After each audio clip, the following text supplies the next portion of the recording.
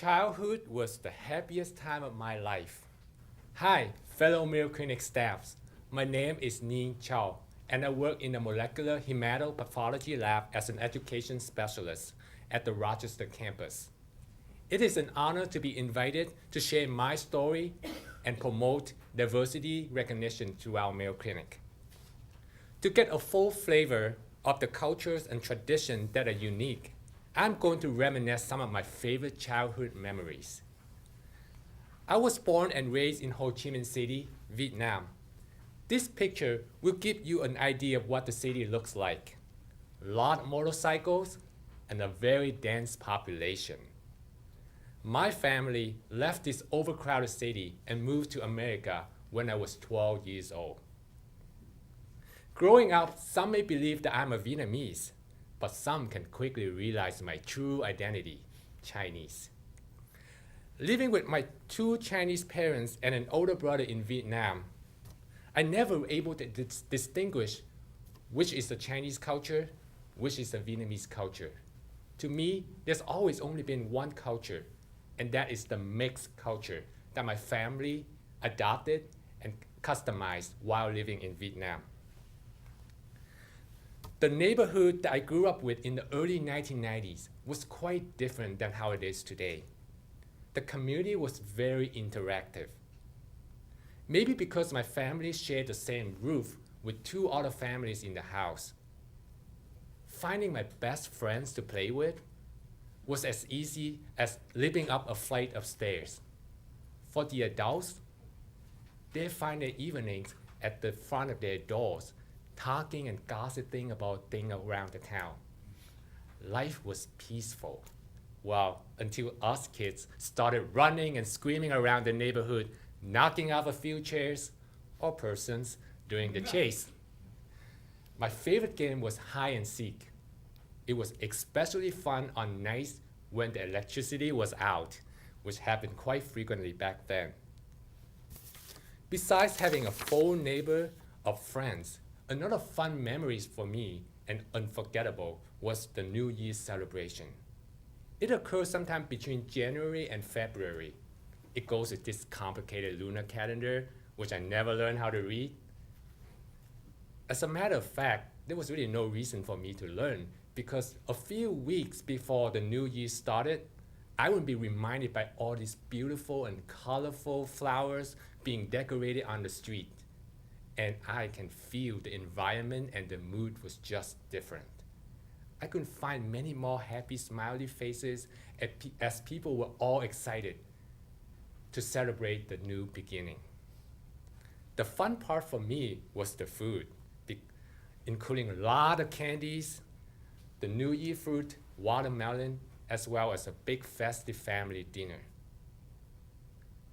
Another fun tradition for the kids, but probably not so much for the adults, was receiving these red envelopes, also known as lucky money. Well, it wasn't as exciting for me because all these red envelopes would end up in my parents' pockets anyway.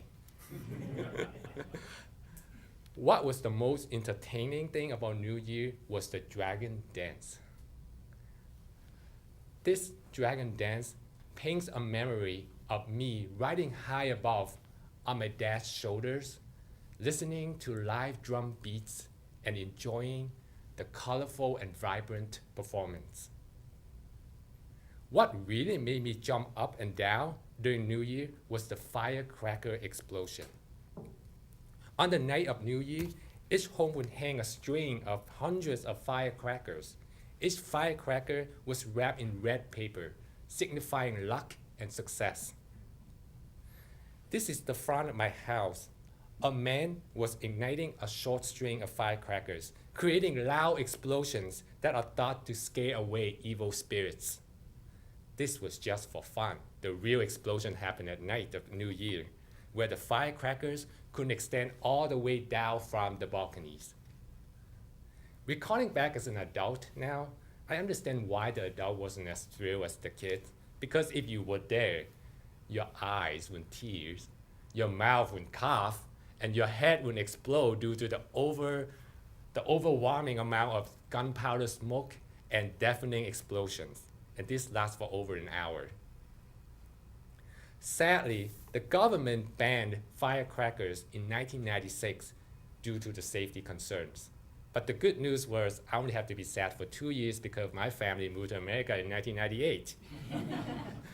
In the US, I struggled to adapt, and I still find myself not totally immersed to the culture here. However, I certainly have picked up a few traditions, including preparing a gigantic turkey during Thanksgiving. But before eating, we must complete our little family Thanksgiving prayer, which was taking pictures of food. In this case, the turkey was a celebrity. Although the environment is not the same here, my family tried to celebrate Chinese New Year as well as the Mid-Autumn Festival. The Mid-Autumn Festival occurs in September or October. It reminds me of all the fun memories I had playing with the candle lanterns. Now, they replaced the lanterns with electrical lanterns that is operated by battery due to safety concerns. I feel bad for the kids nowadays because they don't like to be like us in the cool arsonist generation, where we got to play with firecrackers, fire lanterns, and start fire over the ants' colonies. As you can see, my childhood was the happiest time of my life. I got a lot of friends to play with, a lot of food to eat during the celebrations, and most importantly, I got to play with fire legally. I hope you learn a bit more about me and find my cultures and tradition intriguing. How about you? What is your culture? Even if you were born in the US, what tradition does your family celebrate? Share the joys of your diversity. Thank you for listening.